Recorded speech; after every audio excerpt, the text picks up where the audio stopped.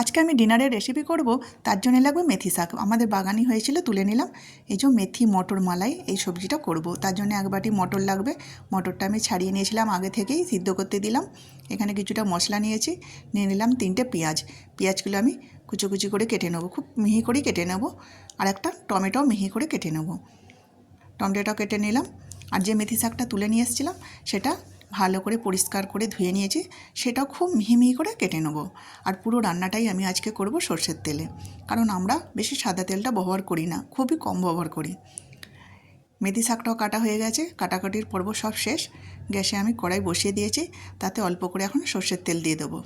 তেলেতে দেবো শুকনো লঙ্কা, কাঁচা লঙ্কা, তাতে দেবো কাজু, গোলমরিচ আর দুটো এলাচটা দিয়ে দেবো।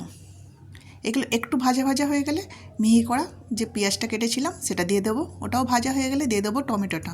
টমেটোটা ভাজা হয়ে গেলে, নরম হয়ে গেলে এবার দিয়ে দেবো আদা আর চারুমগজটা। সব কিছু ভাজা হয়ে গেছে, নামিয়ে নিয়ে ঠান্ডা করে এটা আমি একটা মিহি পেস্ট করে নেবো।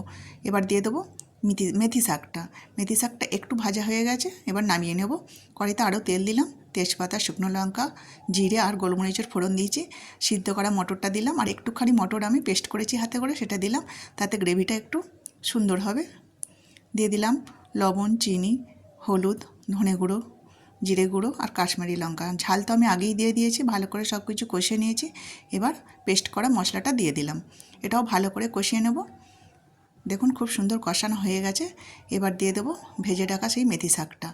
এই মেথি শাকটা দেওয়াতে এই সবজিটা এত সুন্দর টেস্ট হবে। তার উপর দিয়ে দেবো 1 কাপ দুধ, তবেই এটা কিন্তু ক্রিমি ক্রিমি হবে আর মালাই মালাই হবে। তার উপর দিয়ে দেবো দুধের, এবার দুধের যে মালাইটা থাকে সেইটা দেবো। ফ্রেশ ক্রিম আমি ব্যবহার করছি না, আমার বাড়িতে নেই, তাই আমি দুধের মালাইটাই দিলাম।